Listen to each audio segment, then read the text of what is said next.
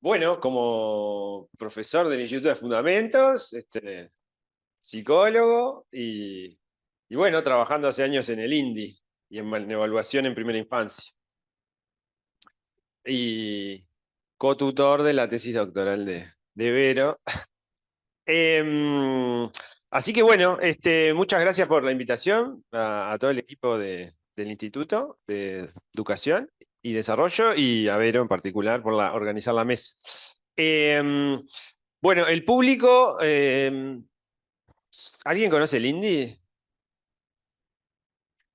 ¿Vos sos maestra? Ah, pero te suena.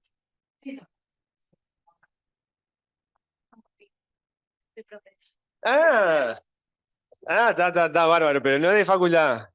Ahí va, bárbaro. Ok. No, bueno, bárbaro. Puede pasar, podría ser. Creo que alguna vez pasó. Creo que alguna vez, pero. Así que bueno, vos conocés un poquito más, el resto no. Digo porque. ¿Eh? Muy poco. Ahí va, porque capaz que entonces vamos a tener que contar un poquito.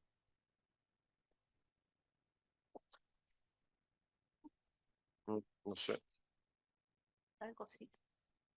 capaz que hay que poner algo. No, en PPT. Sí, capaz que hay que sacar eso. No sé si. No, pero como desactivarlo. PDF siempre funciona un poco mejor que los PPT, porque el Ok. otro o lo tiro Ahí, desde ampliar Skype, esa funciona, o no. ahí. No sé. Era tocar mucho nomás.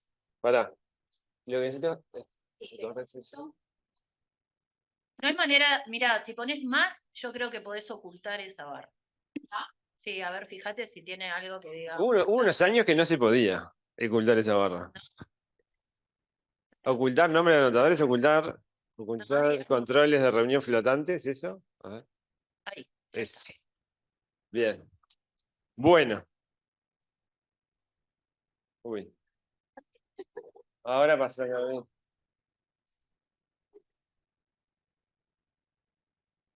No, pero quiero ir para atrás. Ah, bien.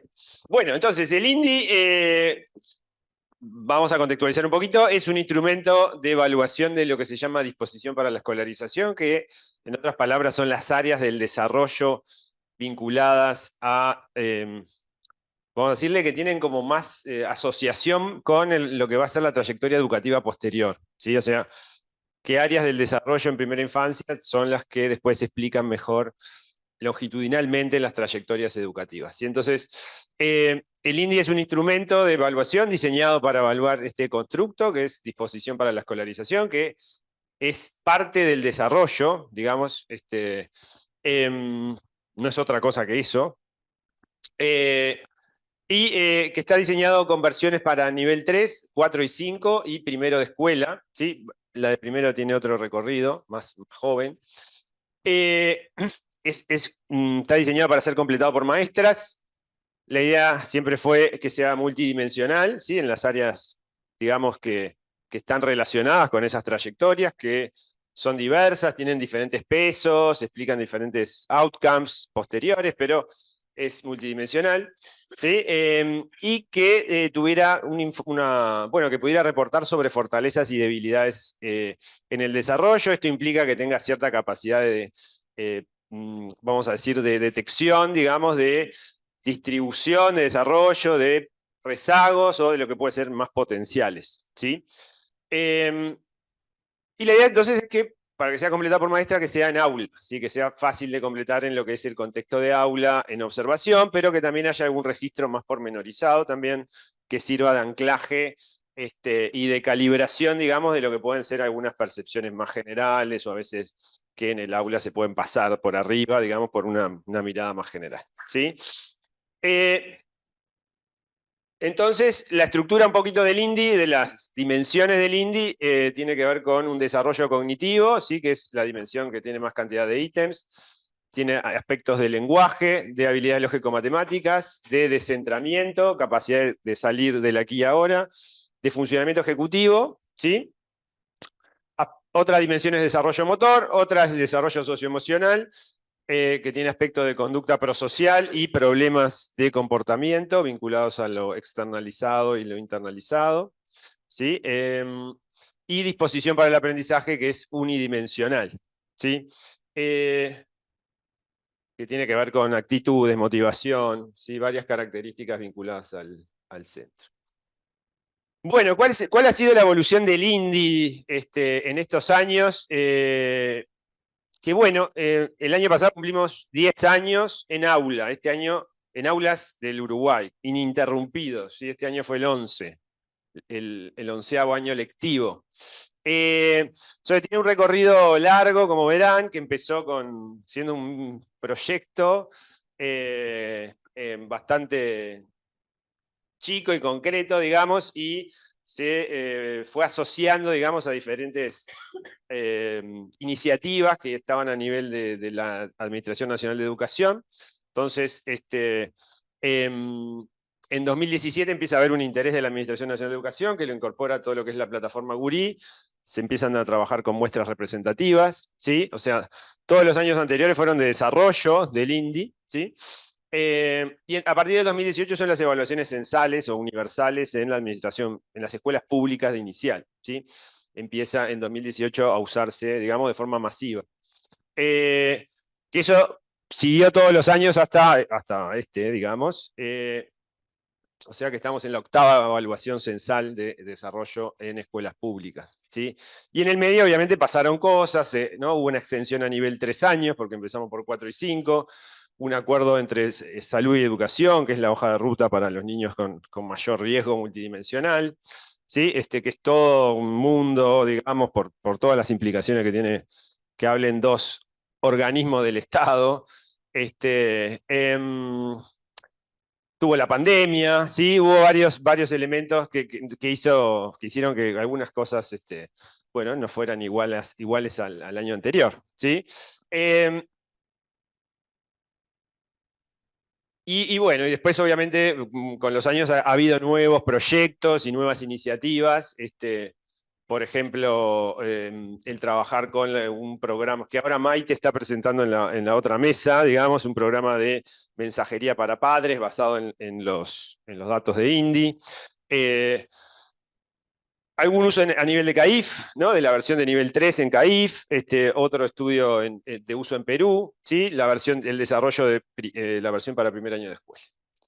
¿Sí? Todo esto, digamos, con una cobertura mayor en general, salvo los años de pandemia, al 95%, ¿sí? De la matrícula de inicial es evaluada con índice. Y en general es promedialmente 98%, 97, 98%. ¿Sí? Y todo este proceso se continúa con mucha actividad de formación docente, que es un área clave, digamos, por digamos, las dificultades que hay en términos de desarrollo, ¿no? Formación de desarrollo psicológico, en temas de evaluación. ¿Sí? Hay varios ahí temas bueno, que ameritan, digamos, ser trabajados más a fondo, digamos, para sacarle mayor jugo a todo lo que puede ser una evaluación como el INTI. ¿Sí? Algunos números, así, esto es todo medio a grandes rasgos, no está afinado, pero hoy por hoy llevamos más de 1 millón de administraciones del INDI, que no son 1 millón de niños, porque en Uruguay hay pocos niños, cada vez menos. Porque, bueno, son evaluados en la toma a principio de año, a fin de año, nivel 4, nivel 5, ¿no? Entonces, pero hay más de 1 millón de administraciones, o sea, para un poco dimensionar el uso que ha tenido el INDI estos años. Y como una iniciativa, como el trabajo, ¿no? Entre la universidad y la NEP permite, digamos, este tipo de colaboraciones tan a gran escala, ¿sí? Entonces, bueno, yo quería hablar de 3 tipos de datos que nos puede dar el INDI, que nos está dando el INDI, desde el punto de vista de la temporalidad de esos datos, a la medida que está empezando a pasar el tiempo, digamos, de aplicación del INDI de forma sistemática, ¿sí? Todos los años, 1 o 2 veces, por año, ¿sí? Tenemos el enfoque tradicional, que es el enfoque sincrónico concurrente, ¿sí? Vamos a tener un enfoque de trayectoria, ¿sí? El enfoque sincrónico concurrente es qué pasa en el momento, ¿sí? En un momento dado.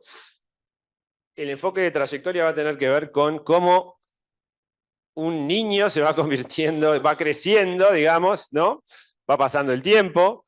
Entonces, algunos de los niños evaluados en 2018 ahora están creciendo, ¿sí? Ya han pasado muchos años. Y también podemos empezar a tener, y de hecho esto como que, bueno, es más reciente, obviamente, porque tiene sentido en la medida que van pasando los años, podemos tener un enfoque diacrónico o histórico vinculado a, bueno, cómo son los niños de 4 años a través de la historia, ¿sí? Y esto es un ejemplo más extremo, pero después vamos a ver un ejemplo más en años, en esta década, digamos, de trabajo con el INDI, ¿sí? Estos son todos niños preescolares en distintas etapas de la historia, ¿no? 1910, 1950, 70 y 2000, esta foto es de 2015, ¿sí? Eh, son siempre, han sido siempre igual o no, ¿sí?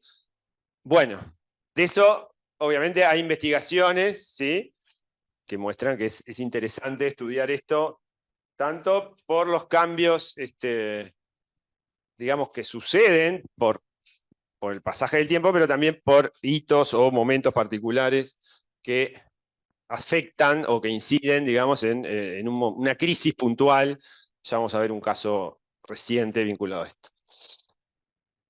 Bueno, a la vez, el enfoque sincrónico es el más tradicional, si se quiere, porque es el típico de los tests, ¿sí? Aplicamos test, aplicamos un baremo, ¿sí? Aplicamos lo que es una referencia y nos va a dar un posicionamiento del niño respecto a una norma o un criterio de funcionamiento definido por expertos o bueno, con algún otro criterio, ¿sí?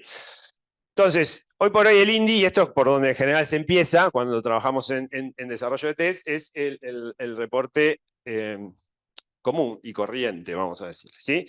El INDI entonces tiene individuales, grupales, reportes de centro, reportes de jurisdicción, y el último que hicimos fue el reporte nacional, que es el reporte como para las autoridades, automático, ¿sí? Hay uno que no es automático, que lo hacemos nosotros, que tiene más cosas, ¿sí? Pero para que todo sea automático hay que hacer muchas cosas, vamos a decirle, a nivel de algoritmo y cuestión de esta, entonces hay cosas que se pueden, son más fáciles, otras que no.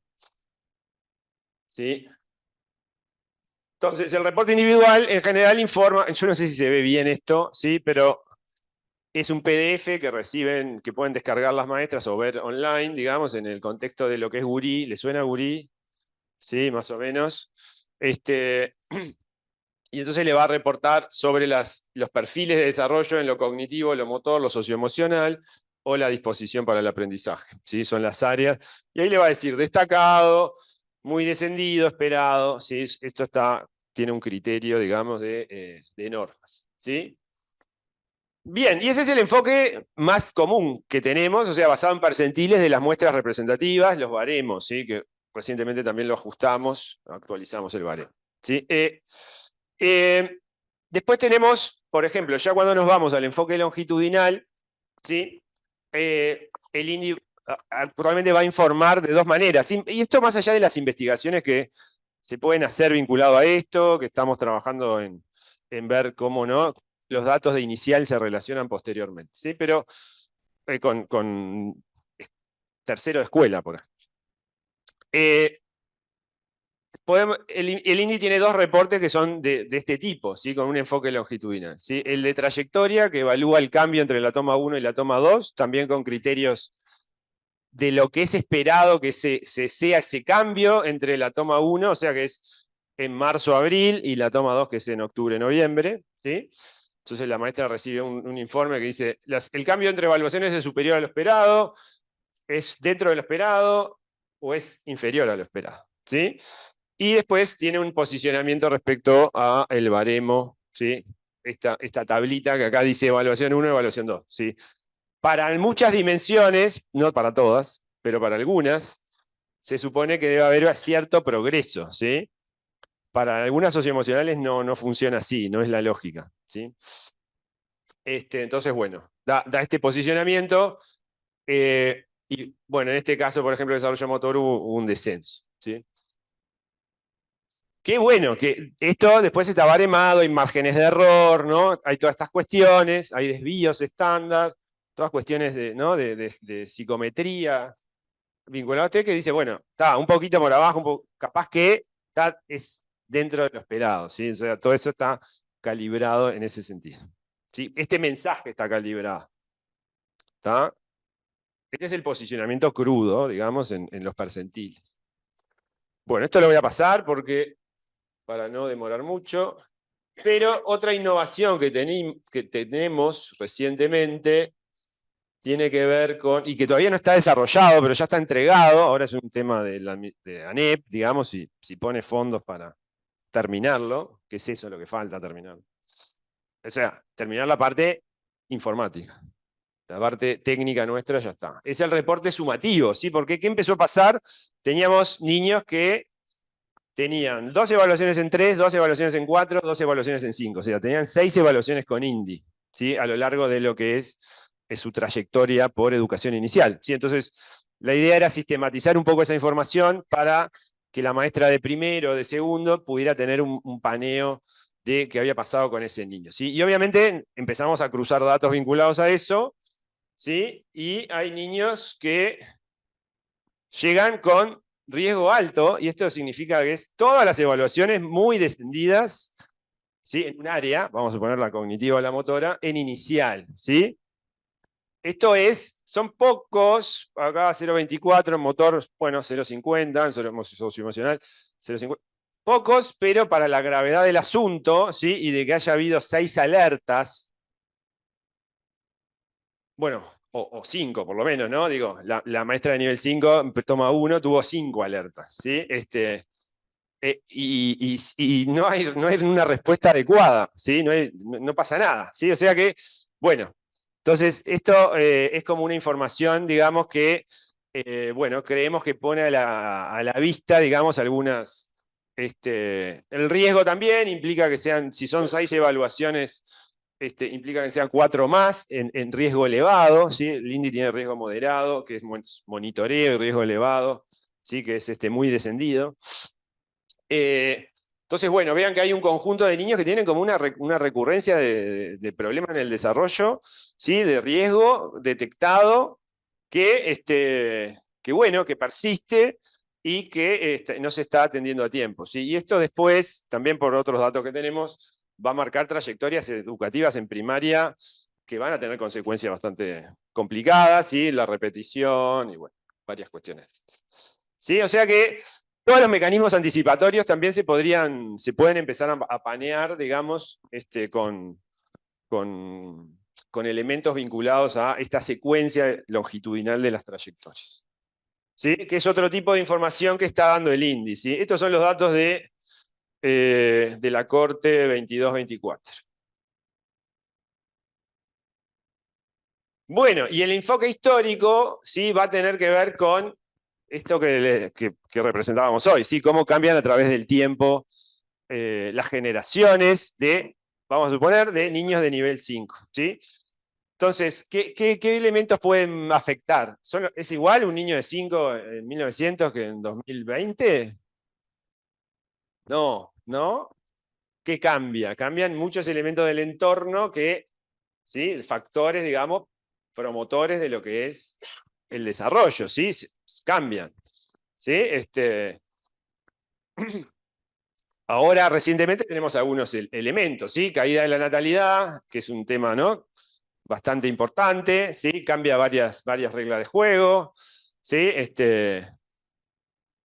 Estuvo el COVID-19, que voy a hablar de esto, ¿no? Obviamente hay un incremento progresivo del PBI a través de la historia, ¿sí? Eso también cambia un factor importante, ¿sí? Que es la riqueza, digamos, de los países, digamos, se ha incrementado en términos generales, ¿sí?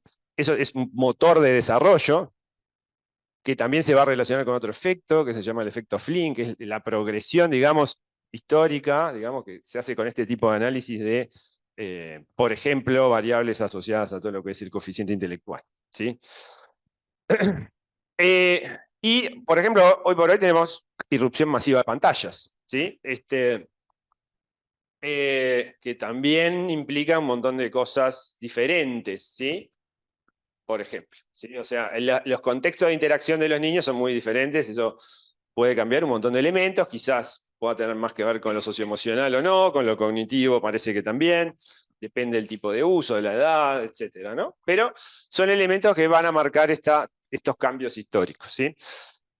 Entonces nosotros esto también lo trabajamos, ¿sí? Y quiero centrarme capaz que en una imagen, ¿sí? Con los estudios que hicimos del impacto de COVID en el desarrollo, ¿sí? Que es algo que también en toda la literatura internacional ha mostrado, digamos, cómo el contexto COVID, que implica un cierre de escuelas, pero también implicó, bueno, estar encerrado, ¿sí? Menos interacción para ¿no? los niños, un contexto de crianza más restrictivos, ¿sí? Estrés de los padres por enfermedad, por temas socioeconómicos, ¿sí? de empleo, hubo una caída muy abrupta digamos, digamos, de los indicadores macroeconómicos. ¿Sí? Entonces, eso también se debería traducir en el desarrollo y de efecto se traduce, digamos, casi todos los estudios que hay muestran un efecto en ese sentido. ¿Sí? A nivel mundial, ¿no? Nosotros entonces también eso, teniendo datos de INDI, lo podríamos ver, ¿sí? Y entonces, por ejemplo, si analizamos los datos a nivel de serie, ¿sí? De serie histórica, vemos, bueno, vemos dos cosas. Una es un progresivo y lento aumento en las puntuaciones de INDI, ¿sí? En consonancia con el efecto Flynn, ¿sí? Pero en los años de pandemia vemos una caída, ¿sí? Esto tenemos dos métodos, por lo menos, con los que lo confirmamos, dos métodos publicados con los que lo confirmamos, ¿sí? Y que en 2022 empiezan a retomar los niveles, vamos a decirle, prepandemia, ¿sí? ¿Qué hubiera pasado sin pandemia? Esa es la pregunta, ¿sí? Seguramente, es mi hipótesis, esto hubiera sido como algo, una gráfica más hacia arriba, lenta y suave, ¿sí? Después hay otro efecto, por ejemplo, asociado todo esto está controlado por varias variables, las que teníamos, ¿sí? Pero otro efecto es el tamaño de la clase, ¿sí? En esto de la caída de la natalidad, ¿sí? Hay un efecto súper chiquito, pero significativo, del tamaño medio de los grupos en como positivo, digamos, hacia el desarrollo. ¿Sí? Estamos hablando de que había grupos, cuando empezamos con el INDI, había grupos de 30, 35 niños. ¿Sí? Hoy eso es bastante raro y la media pasó de 20 y pico, estamos ahora cerca de 20 o por abajo de 20. La media a nivel país en inicial, ¿sí? En 4, por lo menos en 4. ¿Sí? Bien, y un poquito para ir terminando, ¿sí? Vemos entonces que el INDI provee muchos tipos de información sobre el desarrollo infantil, ¿sí? La foto, digamos, fue el punto de partida, es muy importante y nos da como una visión rápida que nos permite también trabajar, intervenir, ¿no? Responder, tener una visión inicial, ¿sí? De cómo está ese niño en comparación a las medias, digamos, y las normas y las expectativas para los niños uruguayos. Sí, pero la película, digamos, nos está permitiendo comenzar a entender, digamos, cómo cambian los niveles de desarrollo en Uruguay, ¿sí? A través del tiempo. Cómo son los patrones de evolución de cada niño y cómo algunos niños están acumulando riesgo en toda esa primera infancia, digamos, y tenemos, bueno, habría que ver ahí los niveles de margen, digamos, para hacer intervenciones como más potentes, digamos, sin esperar a después el fracaso escolar, ¿no? Y toda la cuestión esta. Creo que no hay necesidad, creo que tenemos sistemas de información como muy útiles, digamos, bueno, minimizar todo eso, ¿sí? Y bueno, y también estamos entendiendo cómo el desarrollo infantil se relaciona con las trayectorias educativas posteriores, que esto también hay mucha literatura internacional, pero ahora estamos empezando también a ver esto en el contexto nacional y bueno, con las particularidades socioeconómicas y culturales que eso tiene, ¿sí? Bueno, acá está mi correo, está la página web de INDI, que tenemos mucho material, si quieren ver ahí, hay recursos de todo tipo y color, ¿sí? Publicaciones, recursos para maestras, de todo, ¿sí? Y bueno, y el equipo, falta gente igual, ¿eh? pero bueno, este es el equipo que ahora está en la cotidiana. Bueno, muchísimas gracias.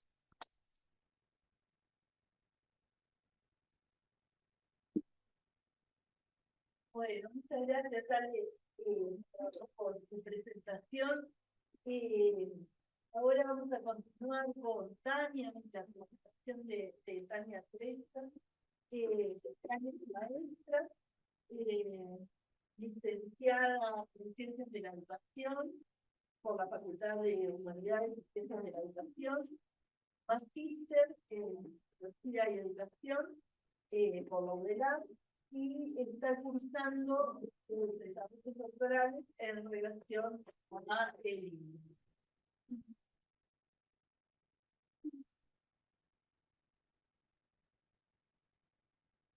Hoy va a compartir con nosotros en torno a cómo integrar los reportes del INSI, esta planificación didáctica en educación inicial. Gracias, Verónica. Bueno, mientras hay, ahí, vemos que queda.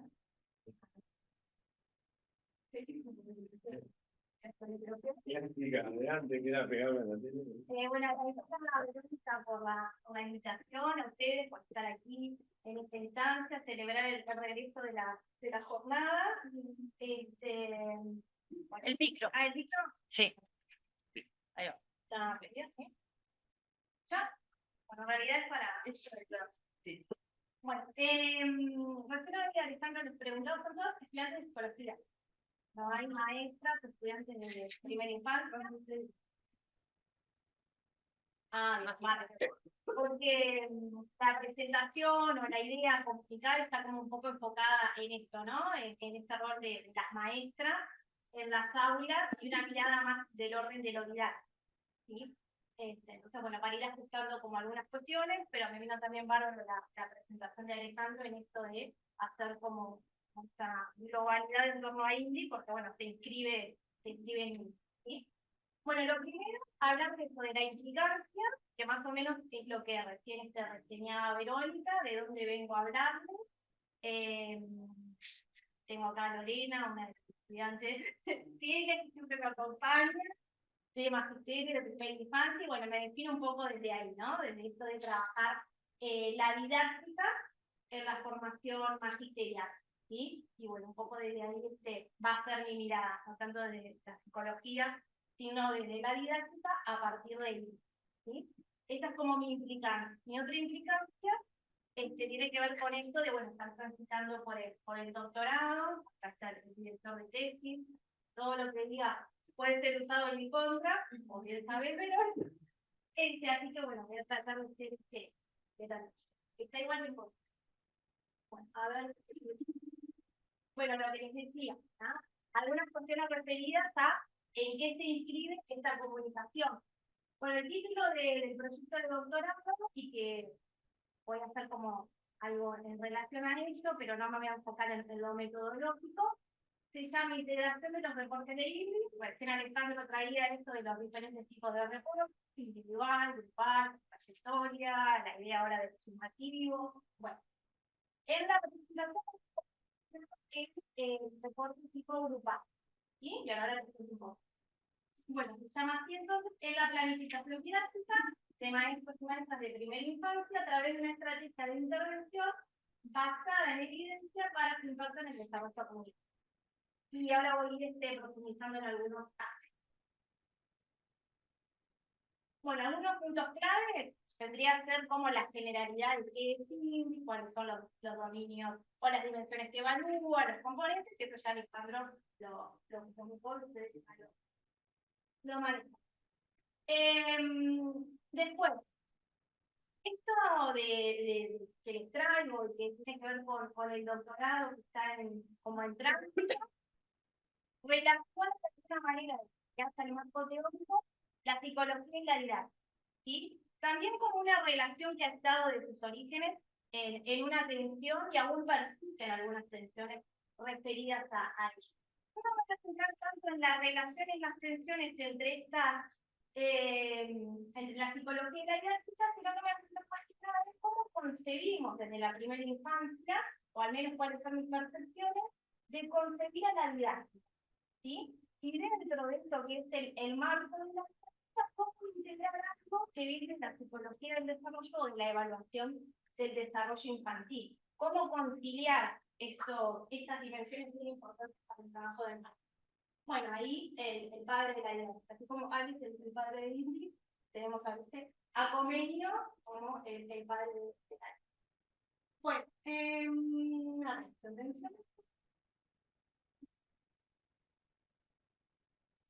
bueno, algunas cuestiones que me parecen interesantes es esto de concebir a la didáctica como un espacio abierto de reflexión, ¿sí? No tanto como esto que viene con la idea de igual la abstracta, ¿no? Lo que es la tradición, el formato escolar, la idea comeniana, esto de como método, ¿no? Como lo que está bien hacer y los pasos que hay que seguir, y lo que queda por fuera de eso ya no sería una buena didáctica, ¿sí?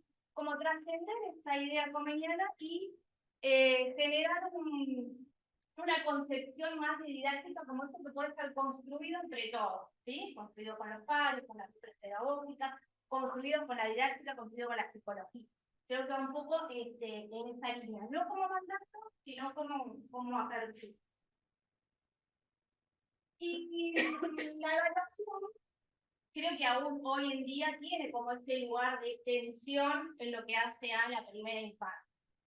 Y acá se desprenden como dos dimensiones, ¿no? Lo que hace la evaluación educativa o evaluación de los aprendizajes y lo que hace a la evaluación psicológica o del desarrollo infantil para algunas tensiones que me parece simplemente mencionarlas porque quiero ir como a poner el foco en lo didáctico en sí, es esto de que los docentes muchas veces de primera infancia en general y de educación inicial en particular, se ven como menos aplicadores, ¿sí?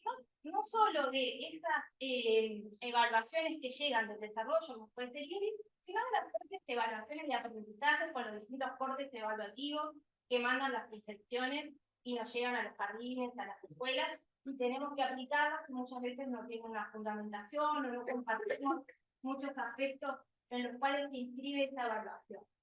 Otra cuestión es esta, la evaluación de los aprendizajes, ¿sí? ¿Qué evalúa el maestro de primera infancia? El maestro de primera infancia evalúa los aprendizajes, pero también, ahora lo voy a mencionar, obviamente esa evaluación en lo que hace a la primera infancia está sumamente interrelacionada con lo que son los niveles del desarrollo infantil, ¿sí? Después otra de las tensiones, la evaluación como desligada de un proceso de planificación didáctica, ¿no? Como algo ajeno. Desde mi percepción, la evaluación viene a ser un componente más de lo que hace a la planificación. Cuando planificamos y evaluamos. Y después lo otro como sinónimo de escolarización, que creo que tiene que ver un poco también con esto de que evalúa INDI, que evalúa la disposición para los aprendizajes, que a veces es como mal entendida como como esta preparación a priori, como este adelantar contenidos. Bueno, entonces tenemos como algunos escenarios de tensión y seguramente habrá otros. Lo que quiero decir con esto es que la evaluación en primera infancia y en educación inicial aún sigue estando como en un escenario que se tensiona y que, bueno, que cuando se concilia esto del desarrollo con los aprendizajes, genera algunos feedback. Bueno, después una referencia. Bueno, es interesante, y es uno de los principios que nos pasa en Amparo, que tiene que ver con lo que trae el marco curricular, ¿no? Que estamos en primera infancia, es como este diseño que nos acompaña y nos orienta. Y allí justamente aparece esta conciliación entre lo que es la evaluación educativa de los aprendizajes y la evaluación del desarrollo, ¿sí? No puede haber esta evaluación del desarrollo infantil sin servirse o sin estar facilitada por la evaluación de los aprendizajes. Y es ahí cuando entra el rol del maestro, que tiene que generar o observar sus situaciones de enseñanza y aprendizaje para poder ir generando, para que se vayan generando los niveles de desarrollo, en este caso de evaluación. Bueno, entonces acerca de los reportes, como les decía ahora, me voy a centrar un poco más en lo que tiene que ver con el desarrollo, con el reporte grupal, ¿sí? Y la pregunta sería, bueno, una vez que el maestro aplicó Ingrid, ¿qué hacemos después? ¿Cuál es la intervención posterior? Y en ese sentido me voy a basar, o voy a traer la idea esta de tomar estas fortalezas y esas debilidades que son enunciadas en este reporte, ¿sí? Desde una mirada didáctica. Sí, por ejemplo, también un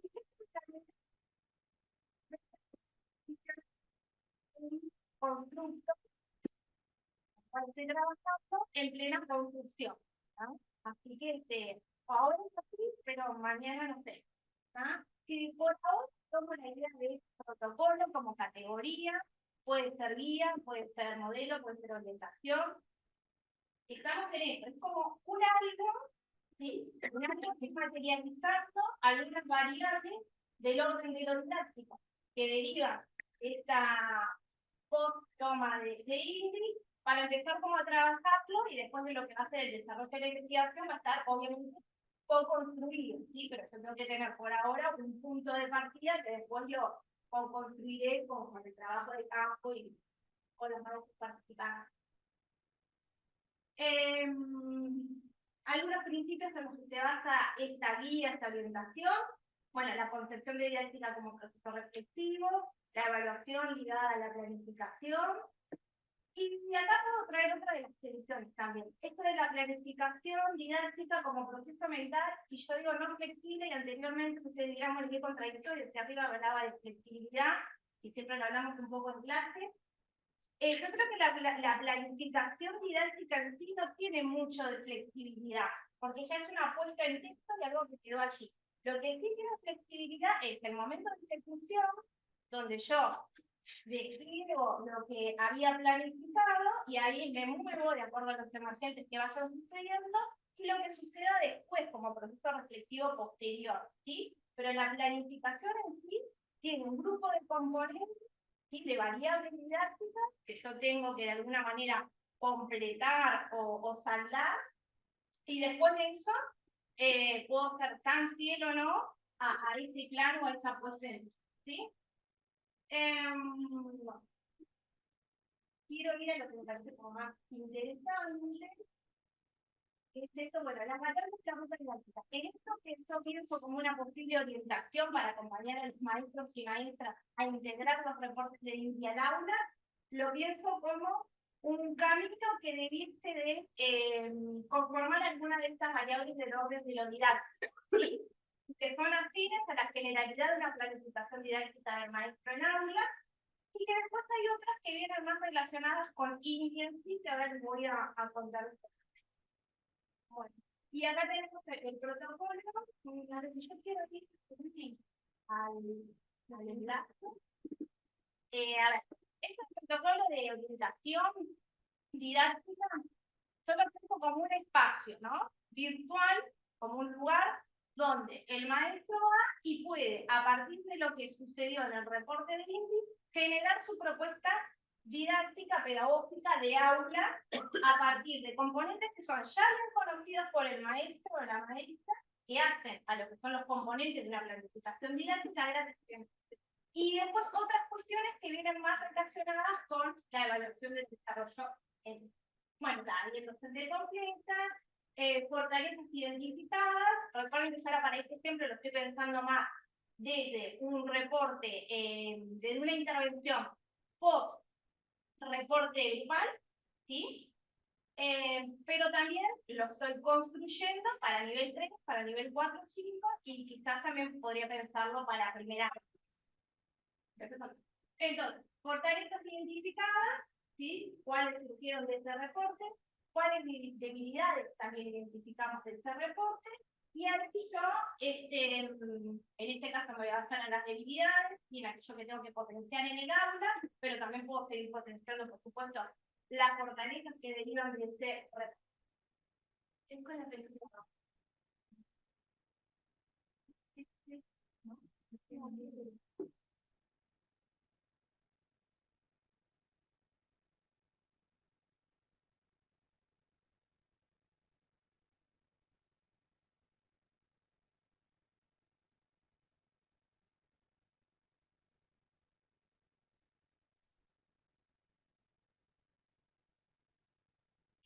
yo les traje como ejemplo, me voy a basar, bueno, una posible intervención en fortalecer la dimensión cognitiva y dentro de la dimensión cognitiva la conciencia fonológica.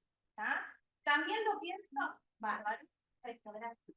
También lo pienso que ahora estoy pensando como en esta dimensión, ¿no? Pero quizás también una posible construcción podría ser que para nivel 3 nos centráramos en una dimensión y componente específico, para nivel 4 otro, y para nivel 5 otro. ¿Por qué digo esto? Porque, por ejemplo, me parece bien importante trabajar en nivel 5 todo lo relativo, por ejemplo, a conciencia fonológica, a la dimensión cognitiva, porque después en esta transición a primer año los esperan con expectativas a logros académicos, podemos decir, como muy claros, como muy definidos, ¿no? Que son esto de la lectura y la escritura.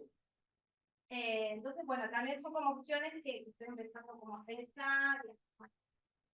Bueno, selecciona la dimensión del índice que va a fortalecer y describe el componente de la dimensión, en este caso con decía, suponemos, para este ejemplo, que va a estar como se trabaja la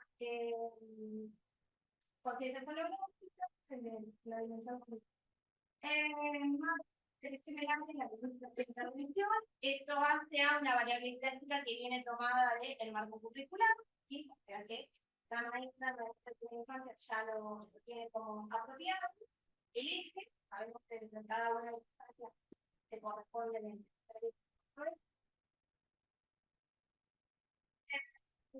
el principio pedagógico también la especificidad de las estrategias y las dinámicas de la primera infancia en general, de educación inicial en particular. La nota de aprendizaje, esto viene más de experiencia de un enfoque competencial, pero bueno, estamos en construcción y en transición de tipo de planificación, que es donde el docente puede tener como mayor autonomía. Hoy le llamamos meta, pero quizás en otro momento le llamamos, volvamos a llamarlo objetivo de aprendizaje o propósito, veremos. Y después el componente de aprendizaje, como ejemplo, para la constitución,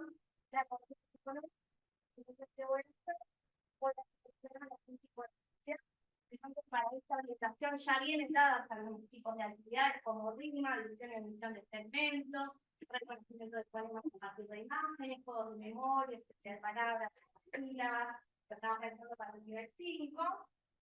Describo otras actividades a realizar.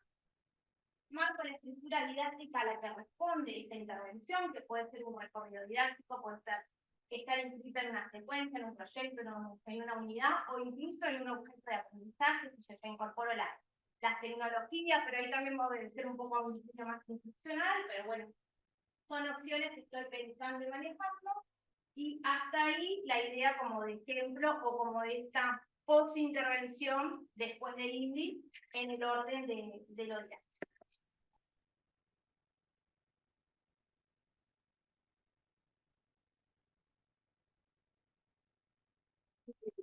Gracias, Por favor, un placer. No, está bien. Sí, sí. Ahora nos va a acompañar Alejandra Carboni.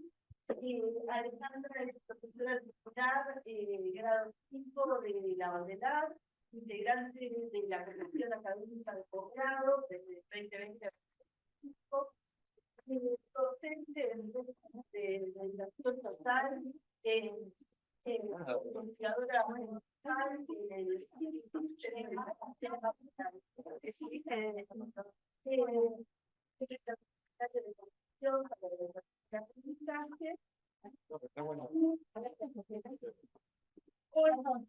no, por favor, estaba presentando compartir de la autorregulación de la infancia, 30 años de investigación en el Centro de Investigación Básica. Bueno, bien, ahora esto está saliendo supuestamente por acá. ¿Sí? Dale. Bien, bueno, muchas gracias, Vero, por la invitación, porque aparte me llevó a justamente darme cuenta que hacía 10 años que estábamos en esto, y ahora cuando Ale habló de también 10 años del INDE y ver cómo fueron los inicios o desde dónde partimos, ¿no? Por lo tanto, lo que yo les voy a contar hoy tiene que ver con las distintas cosas que hemos hecho en meternos en el estudio de la autorregulación, pero también en cómo eso fue nutriendo la discusión sobre primera infancia y sobre autorregulación. Entonces, lo que les voy a contar es que nosotros, para entender este concepto vinculado al desarrollo, nos paramos desde una perspectiva que ya no es la psicología cognitiva o la psicología en sí, sino que nos movemos un poquito hacia lo que son las ciencias del desarrollo, ¿sí? Y esto van a ver la manera en que abordamos los temas vinculados al desarrollo es una manera que tiene tanta complejidad que hace que nuestro equipo esté integrado por personas que provienen de distintas disciplinas, ¿sí? Y con distintas miradas.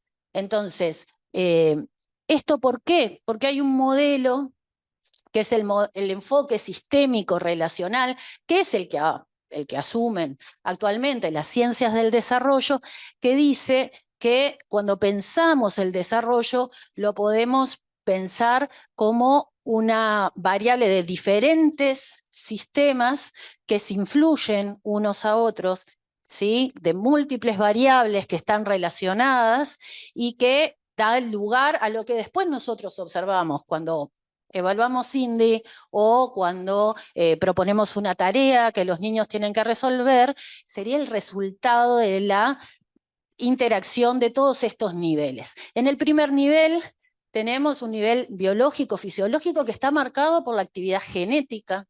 Por lo tanto, dentro de las ciencias del desarrollo hay genetistas que trabajan e investigan.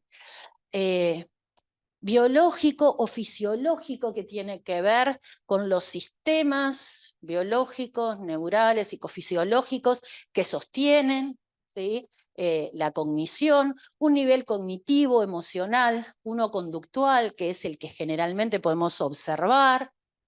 Y eso está todo, eso es como al nivel del individuo, pero a la vez tenemos un microsistema conformado por la familia, por los estilos de crianza, por donde el contexto socioeconómico, por ejemplo, donde ese niño crece, la escuela formando parte de otro sistema, que es el mesosistema, el trabajo de los padres, el barrio, ¿sí? Marcando un nivel superior, y después la cultura, el ambiente, el sistema de valores donde ese niño se va desarrollando, va también a marcar pautas o estilos que al momento de observar su conducta, también podemos interpretarlos desde todos estos niveles. ¿Bien?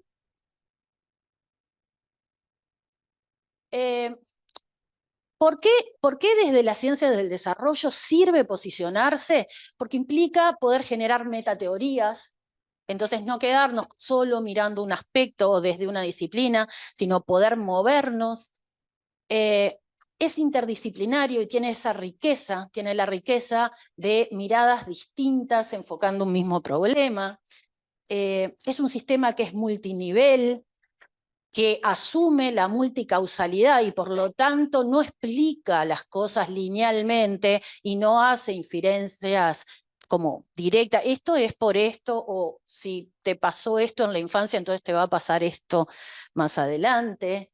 Es histórica y temporalmente situado y por lo tanto es importante poder ir construyendo marco teórico en ese sentido, supera dicotomías, ¿sí? Esto de es natura, nurtura. ¿Esto es biológico o es emocional? Esto es, ¿no? Que muchas veces nos enfrentamos a eso porque en realidad lo que entendemos es que el sistema tiene todos estos componentes que cuando estamos hablando de algo que observamos en una conducta que se manifiesta emocionalmente, también tiene todos estos sistemas sosteniendo por debajo y que depende también de la cultura, de la familia, de una base genética que puede estar marcando ciertos componentes y es naturalmente diverso, entiende el desarrollo como diverso. Y eso nos permite, desde una perspectiva de los derechos de infancia, entender que esta diversidad a la que nos enfrentamos es parte del desarrollo en sí. Cuando hablamos de autorregulación, estamos hablando de un proceso que comprende diferentes mecanismos cognitivos que permiten, ¿sí?, a un individuo controlar la cognición, sus emociones y su comportamiento para llevar adelante una serie de objetivos o metas, para poder cumplir con ciertos objetivos o metas. Por ejemplo, quienes trabajan en contexto de aula son los mecanismos que los niños tienen que poner en juego para llevar adelante alguna de las propuestas que ustedes van a realizar, para poder responder bien cuando se los evalúa mediante un test como INDI, para poder ver las adecuaciones pedagógicas que Tania, ¿no?, está trabajando. O sea, son los mecanismos que están detrás y que se ponen en juego al momento de resolver tareas. Esperen un poquito. Y entonces tenemos, nuevamente, dentro de este concepto que es autorregulación, estos diferentes niveles que habíamos hablado. A nivel fisiológico, tiene que ver con el sistema de regulación de la respuesta al estrés, ¿sí? Son sistemas que nos permiten a nosotros controlar, ¿sí?, y ajustar nuestros niveles de activación, por ejemplo. Emocionales, está relacionado con la reactividad emocional, con el poder controlar impulsos, con el poder adaptar conductas dependiendo de las reglas. No es lo mismo cómo me puedo comportar en casa a cómo me tengo que comportar en el aula, cómo puedo responder a un amigo, a cómo lo hago si estoy con el médico, ¿no?, en una situación que me estresa. Y a nivel cognitivo tiene que ver con un concepto que está dentro de este paraguas que llamamos autorregulación, que es el funcionamiento ejecutivo. ¿Están familiarizados con este concepto de funciones ejecutivas? ¿Sí? ¿No? Sí, ¿así? ¿Sí? Quienes vienen, se los cuento. Entonces, las funciones ejecutivas son una serie de procesos que están vinculados, por ejemplo, a la atención, en el sentido de que es lo que nos permite, por ejemplo, inhibir estímulos irrelevantes y enfocarnos en aquello que sí es relevante para nosotros. A nivel de memoria está vinculado a un concepto que es la memoria de trabajo, que es la capacidad de retener y manipular información, ¿sí?, por periodos breves, pero es súper fundamental, por ejemplo, para cualquier proceso de aprendizaje, porque es la que nos permite, por ejemplo, si estamos aprendiendo a leer, mantener la información y seguir actualizándola para comprender texto, para una orden o algo que se nos dice a nivel oral, poder mantenerla y ir monitoreando si lo que estoy ejecutando es la misma consigna que el docente me marcó. La flexibilidad cognitiva es la capacidad de asumir, por ejemplo, unas reglas en relación a un contexto, pero que si ese contexto cambia, poder moverme y ajustar, ¿sí?, las reglas, la conducta, el comportamiento, a que algo de la realidad cambió y por lo tanto yo tengo que ser como flexible y poder moverme en esa diversidad de posibles conductas.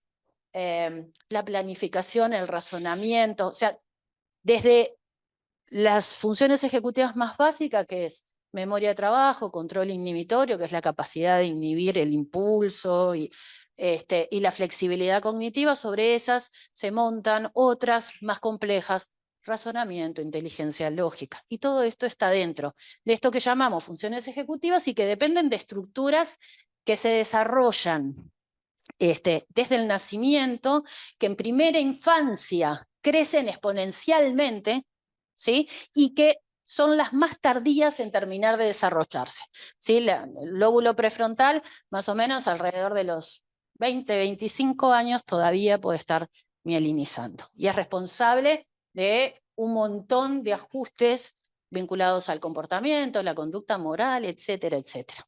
¿Bien?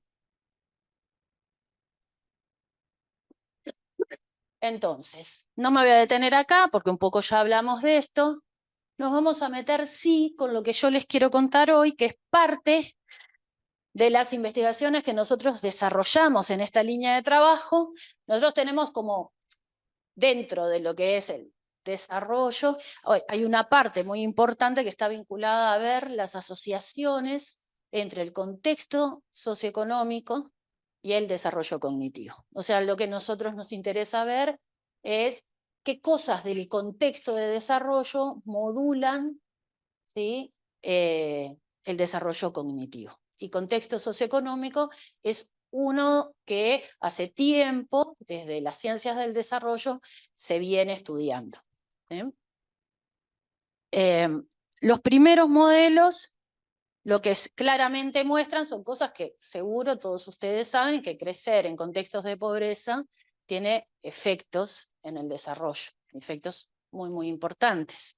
¿Sí? Por ejemplo, este es un estudio del 2013 que lo que muestra es el volumen de materia gris. El desarrollo es bien estructural. ¿Sí? Lo que hacen es, van escaneando, ¿sí?, a los niños a partir de varios meses y ven, bueno, el crecimiento en materia gris a nivel frontal. Y lo que se ve es que al comienzo todos los niños a los 5 meses desde que nacen tienen un volumen similar, pero a medida que esto avanza, los niños de contexto socioeconómico más bajo tienen un volumen menor, medio y alto. Y eso es algo que se empezó a observar y que, pum, prendió todas las alarmas. Entonces empezó a hablar esto que es los 1000 días, ¿no? Como esta cosa donde, bueno, lo importante de intervenir en primera infancia, una cosa de hablar de periodos críticos, ¿no? Todos estos términos los conocen. Lo cierto es que eso sirve como desde el punto de vista de poner el foco en primera infancia y de lo importante que es intervenir y tener políticas ajustadas lo antes posible, pero no es tan cierto que los periodos de desarrollo sean periodos críticos. Para algunas cosas, para algunos procesos sí, pero cuando hablamos de autorregulación no, por ejemplo, ¿no? Porque la plasticidad neuronal permite que uno pueda, que si no se pudo intervenir ahí, se puede cambiar, y que cambiando el contexto las cosas cambian, ¿sí? Entonces, este modelo, que de alguna manera lo podemos llamar como modelo deficitario, porque lo que entiende es que el contexto de vulnerabilidad lo que genera son déficits desde el punto de vista cognitivo, y esto está bastante documentado en una serie de publicaciones. Actualmente podemos ver que si bien algunos procesos tienen, sí, un rendimiento descendido cuando nosotros los evaluamos, hay otros que se adaptan al contexto en que se desarrollan. Porque desde el punto de vista del desarrollo, ningún sistema se desarrolla en forma desadaptativa al contexto en el que crece. Por lo tanto, hay algo de los modelos actuales que lo que buscan es comprender, bueno, qué adaptaciones tienen los niños que crecen en contextos marcados por estrés. Y ya no pensarlo de que ciertas características son solo o únicamente desadaptativas. Quizás son desadaptativas a un contexto escolar que está pensado para una clase media o media alta. Entonces ahí sí tensionan. O está desde la mirada de los estudios que son muy marcados, que son centrados en población blanca, clase media alta, de primermundista, ¿no?, que son los estudios que más marcan el patrón típico, ¿sí? Sesgan un poco el hecho de, bueno, cómo miramos la infancia, porque si miramos en esas condiciones donde en general se hacen los estudios, que son muchas veces hijos de profesionales que pueden acudir a los centros y ser evaluados, eso es representativo a nivel mundial de 20% o menos de la población. El resto de niños no crecen en esos contextos, pero la normalidad viene marcada por esos contextos, ¿no? Bueno, esto era un poco como para mostrarles por qué es importante la primera infancia, porque justamente en este periodo, y por eso hablamos de periodo sensible, no crítico, pero sí sensible, se desarrollan, si se crece en un contexto óptimo, ¿sí?, una serie de procesos que son fundamentales después para el aprendizaje. No me voy a detener mucho acá.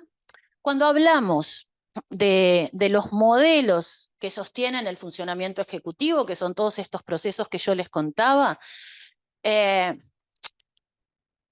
hay el modelo clásico, que es el de Miyake, lo piensa este funcionamiento como de las conductas complejas, que sería el razonamiento, la inteligencia lógica, la planificación, etcétera, como solamente influenciada por cómo se desarrollaron estas tres, que son las básicas: memoria de trabajo, flexibilidad cognitiva y control inhibitorio. Es como, si tenés estos tres procesos, bueno, entonces después vas a poder desarrollar en forma óptima lo siguiente, pero eso no está considerando el contexto. Y ahora desde la ciencia del desarrollo sabemos que va a depender cómo respondan los niños de dónde crecen.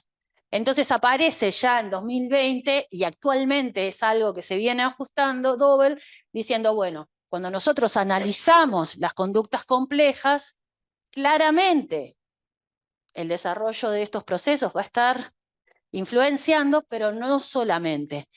¿Cómo responde un niño cuando lo estamos evaluando? Va a responder del conocimiento que tenga de sí mismo y de los otros, de sus preferencias, de su sistema de normas y valores y de las creencias sobre las consecuencias. Y eso es importante entenderlo también en los momentos en que estamos observando y evaluando, ¿sí? No se responde siempre igual, y hay otras variables que van a estar influyendo en esa respuesta que nosotros podemos observar. Y actualmente tenemos muchos datos que muestran, por ejemplo, que niños que sí provienen de contextos socioeconómicos, que son evaluados en memoria de trabajo, con estímulos neutros, les va mucho peor que quienes provienen de contextos socioeconómicos medio altos.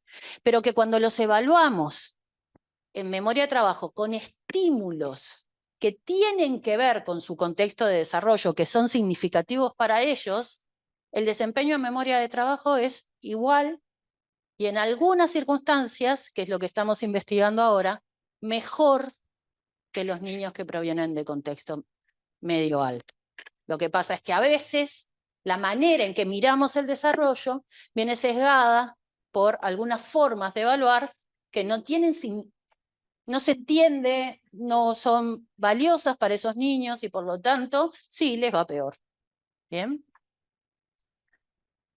Lo que les voy a contar es alguno de los estudios que hicimos. Lo que buscaba era evaluar el funcionamiento ejecutivo en niños de distinto contexto socioeconómico para ver un poco la población en Uruguay cómo estaba al respecto. Ver si el instrumento que utilizábamos, si era lo mismo evaluar directamente al niño o utilizar reporte realizado por los maestros. Queríamos ver si preguntándole a los maestros, hay una escala muy famosa que es el BRIEF para el funcionamiento ejecutivo, donde se le pregunta a los maestros sobre el niño, y por lo tanto es una medida como indirecta del funcionamiento de los gurises. Queríamos ver, bueno, esto que observan los maestros, cuando yo también evalúo a los niños, ¿es fiable? ¿Muestra efectivamente y directamente el funcionamiento? Después ver cómo se asocia el desarrollo con nivel socioeconómico, que era la pregunta que queríamos ver, Y después lo otro que queríamos ver es, bueno, y si nosotros intervenimos, ¿algo de esto se puede modificar?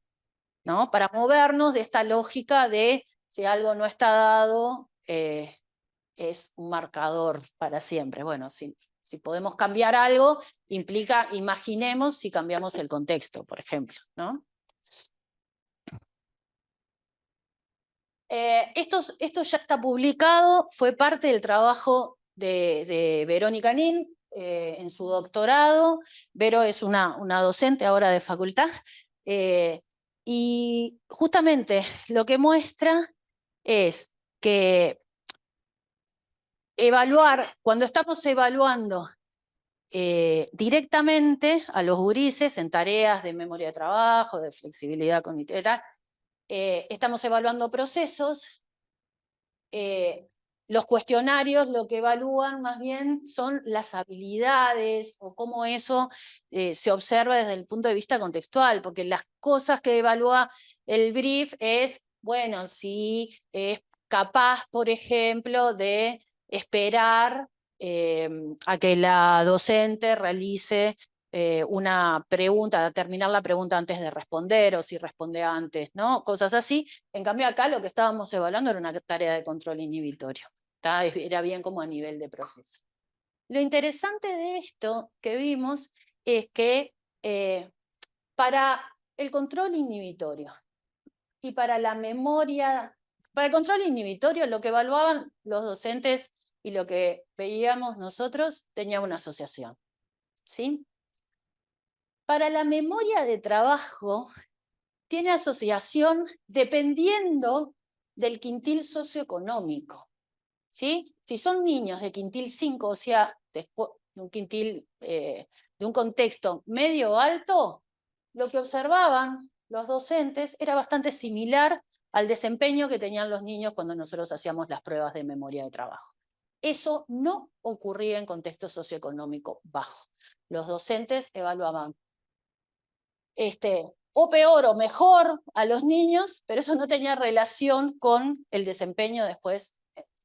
Y para la flexibilidad cognitiva, no era buena la medida en el sentido de que lo que nosotros evaluábamos en el contexto, cambiando reglas y viendo si podían aplicarlas a la evaluación directa, los maestros lo que reportaban no coincidía con eso. Bien. Esperen que voy a avanzar. En relación a la asociación entre contexto socioeconómico y desarrollo, y sí, lo que todos intuimos, crecer en contextos socioeconómicos más bajos afecta el desarrollo de estos procesos, principalmente porque esto que estamos evaluando lo estamos evaluando con tareas que son tareas neutras, ¿sí? Entonces, si lo evaluamos con tareas que sus estímulos son neutros, a los niños de contexto socioeconómico más bajo le va peor en el rendimiento que ven todas estas, salvo acá, que es memoria de trabajo, y ahora vamos a ver qué estamos haciendo con esto. Se da esa asociación a medida que el contexto socioeconómico aumenta el rendimiento, razonamiento, planificación en el funcionamiento ejecutivo global. Eso nos sorprende. Bien, después lo que hicimos fue, ¿qué pasa si nosotros hacemos un programa de estimulación cognitiva? Nos asociamos con un grupo que venía trabajando en Argentina, adaptamos Matemarote, que es la plataforma que utilizamos, a lo que es primera infancia, porque ellos habían trabajado en primaria, nosotros adaptamos, y eran una serie de juegos que se podían llevar adelante mediante las tablets de Plan Ceibal. Teníamos como un escenario ideal para poder probar esto, porque los niños en 5 años recibían esas tablets, y entonces nosotros, y las escuelas tenían red, o sea, era un momento donde todo esto arrancó 2016, 2017 estábamos haciendo trabajo de campo, era como el momento ferviente de Ceibal. Y entonces lo que hicimos fue ir a las escuelas tomamos escuelas de quintil 1, quintil 5, y por 8 semanas estimulábamos, iba todo un equipo, trabajaba, y lo que intentábamos, sí, en ese momento, era que los maestros no supieran si los niños estaban trabajando con mate marote o si estaban jugando como control activo. ¿Qué es un control activo? Es lo que nos permite ver si se produce una mejora, poder decir, bueno, esta mejora que estamos observando tiene que ver con el programa de estimulación y no con que estaban jugando con una tablet o no con que crecieron, porque como esto llevaba tiempo, desde en 8 semanas, capaz que algo, o no con que justo en la clase estaban trabajando algún proceso. Algunos niños formaban parte del control activo y entonces jugaban con la tablet a juegos que no estaban diseñados para el desarrollo del funcionamiento ejecutivo, y el grupo experimental jugaba con juegos que sí habían sido diseñados. Después cambiábamos para que todos los niños tuvieran beneficio. Bien, era un diseño pre-post. Medíamos, se intervenía y volvíamos a medir. Y veíamos el cambio. Bien.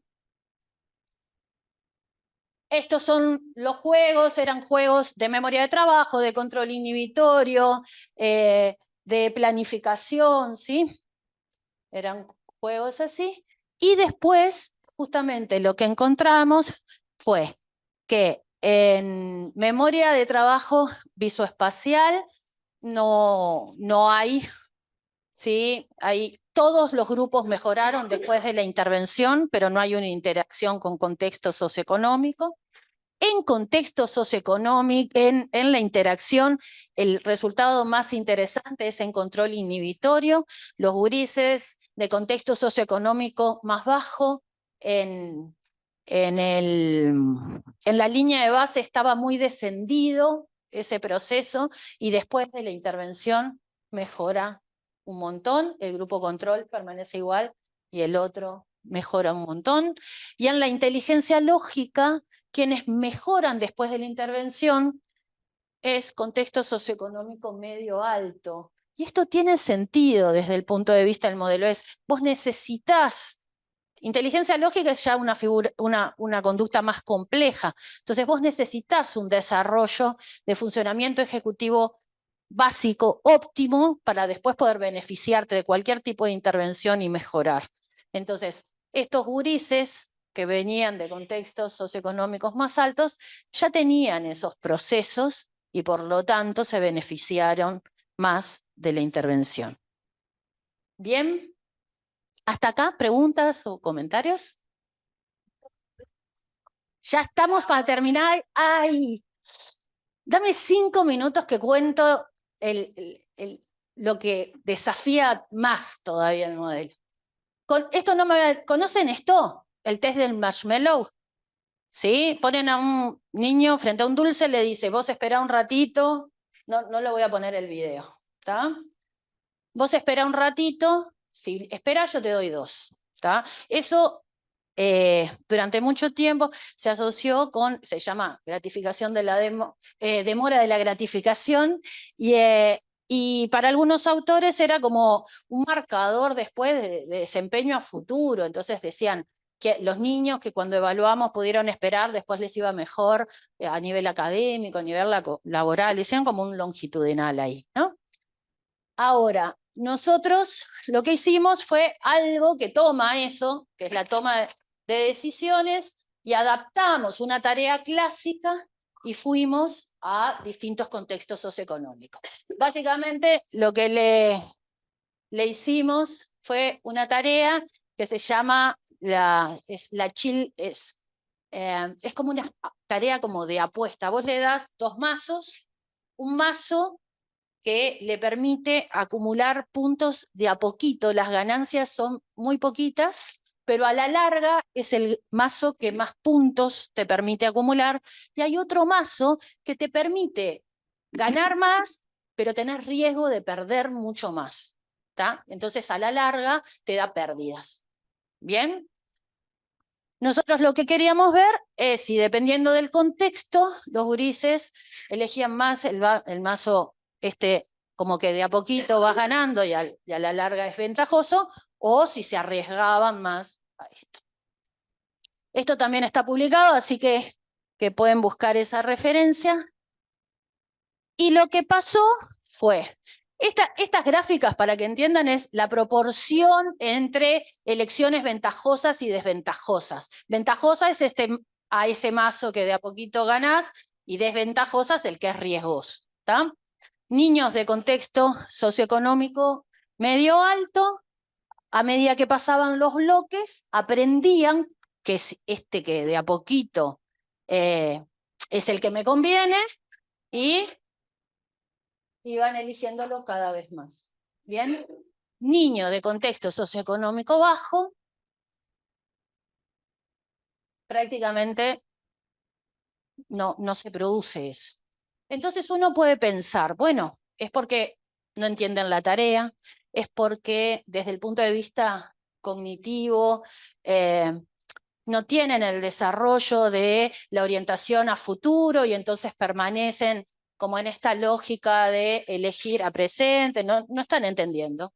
Y nosotros lo que hacíamos era, en el medio de la tarea, hacerle preguntas sobre cuál mazo era ventajoso, cuál era. Y miren esto porque es súper interesante. Los niños de contexto, dividimos ahora, ¿sí?, a los gurises entre quienes entendían la tarea y quienes no entendían. ¿Tá? Los niños de contexto alto, que son los que están en azul, quienes entendían la tarea perfectamente, iban eligiendo el mazo siempre, que es la línea continua, el ventajoso, y los que no entendían la tarea actuaban como los de contexto bajo, porque elegían el desventajoso. Ahora miren lo que pasa con quienes entienden la tarea, pero son de contexto bajo. A pesar de entender, buscaban y tomaban el mazo que les daba más ganancias inmediatas, aunque implicara más riesgo. ¿Sí? Y entendían perfectamente que capaz que el otro, pero había algo, ¿sí?, que hacía que eligieran el mazo que daba ganancia como inmediata, pero riesgosa. Entonces, y me voy a parar acá, porque en realidad después vimos los correlatos psicofisiológicos y vimos que la fisiología de estos gurises tiene un patrón inverso. ¿Sí? Unos aceleran todo el tiempo, los de contexto más bajo, y los de contexto medio alto desaceleran, que es el patrón típico descrito para población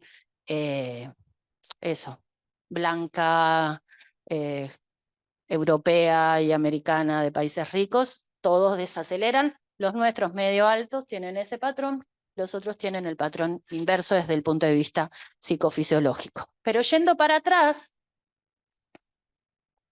esperen. Lo que me interesa es por qué puede ser adaptativo una conducta que está orientada a presente en un contexto que es incierto. Si yo vengo de un contexto donde lo que tengo hoy es seguro que también lo voy a tener mañana, pasado, ¿sí? Claro que voy a esperar el marshmallow, porque me van a dar dos.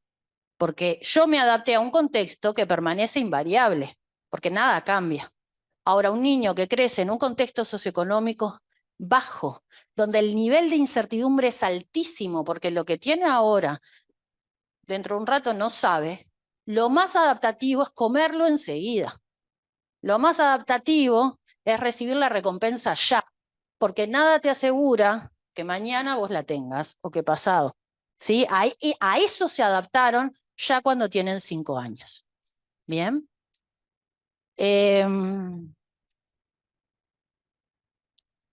Entonces, nosotros ahora estamos viendo cuestiones vinculadas a qué procesos se adaptan y cómo, porque nos parece que conocer esto es fundamental para pensar políticas orientadas a disminuir la inequidad, para pensar diseños que miren esta diversidad y vean, bueno, estos gurises que sí tienen dificultades en tal área, donde tienen sus fortalezas, y entonces poder pensar capaz estrategias que tomen las fortalezas para justamente poder tirar aquellos otros procesos que tienen descendidos, ¿sí?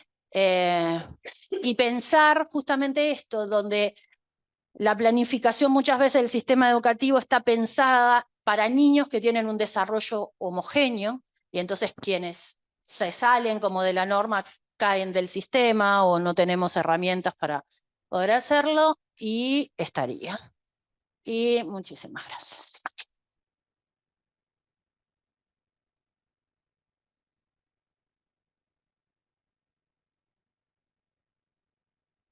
Sí. Bueno, brevemente porque estamos excedidos de hora, pero agradecerles la presentación. Creo que es una invitación en distintos niveles, ¿no? Por un lado, para pensarnos en cada cual desde su lugar en las microacciones cotidianas, ¿no? Tania invitaba a pensarnos desde lo que es, bueno, ¿qué hacemos con esas evaluaciones cuando estamos desde el lugar de docente? ¿Cómo potenciar los procesos de aprendizaje? ¿Cómo potenciar el desarrollo infantil desde nuestras prácticas? Nos invitaba Alejandra a pensarlos a un nivel más macro, desde la política pública y en las inversiones que hacemos en primera infancia, ¿no? Pensándolo a nivel de realidad país, realidad de contextos latinoamericanos también, y cómo pensar investigaciones situadas, y desde ahí el valor del INDI en tanto la necesidad de generar instrumentos que sean adaptados a nuestras poblaciones, y en ese sentido llevan la delantera ahí, ¿no? Porque 10 años en algo que nace como un proyecto e instalarlo a nivel de la política pública es más que un logro importante que ha transitado a su vez distintos gobiernos, que eso no es menor, ¿no? Eso es lo más difícil, sostener. Claro, exacto, ¿no? Pero que creo que estas presentaciones nos interpelan a cada uno desde nuestros propios lugares, ¿no? Cada cual desde su enclave en el que esté, pero digo, ¿cómo pensamos a las infancias y la necesidad de verlo en esta clave sistémica, ¿no? Y a través de todos estos atravesamientos, pensar al niño como sujeto en el marco de la red de relaciones que forma parte, y de la idiosincrasia de un país y de políticas públicas que debieran acompañar este desarrollo, ¿no? Entonces es algo que nos compromete a todos desde distintos lugares. Yo celebro esta instancia de juntarnos entre institutos de la facultad, que estamos tan cerquita, un piso arriba del otro, y bueno, y no son tan frecuentes estas instancias de compartir y enriquecernos en conjunto. Así que bueno, un honor haber participado de esta instancia y que se repita. Vayamos por más.